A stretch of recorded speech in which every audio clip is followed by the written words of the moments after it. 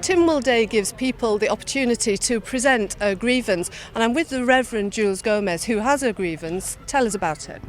Well, my grievance has to do with the amendment of employment rights for clergy, because I am of the opinion that we do not have sufficient provisions that will guarantee clergy the ability to speak freely, to speak truth to power, and not be thrown out of their jobs, or at least not be threatened with disciplinary action. That's one of my petitions. The other petition, which is rather minor, has to do with tightening up the laws regarding racial harassment on the Isle of Man.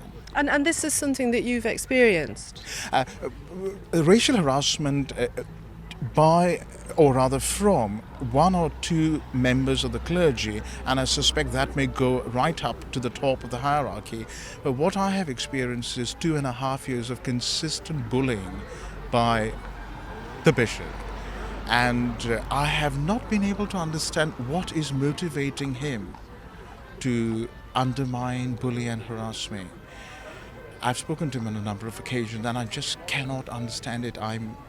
My church is doing extremely well, one of the most successful churches on the island. Which church is it? It's St Mary's on the Harbour and St Columba Arbory. St Mary's is doing extremely well, and I've had a series of very successful academic lectures that drew about 80 to 100 people for a whole year at St John's Mill. My people love me and I love them, and I love the island. I found my family on the island. So I just don't understand what's going on here. And you think that a change in legislation will help here? That's what's needed?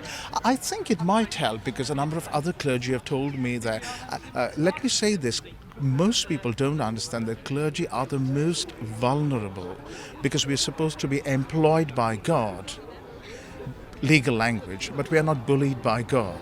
We're bullied by a human employer.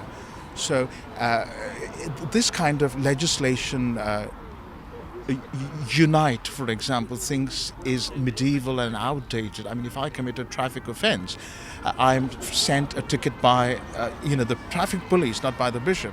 So why should employment rights be any different from clergy as they are for you or for anybody else?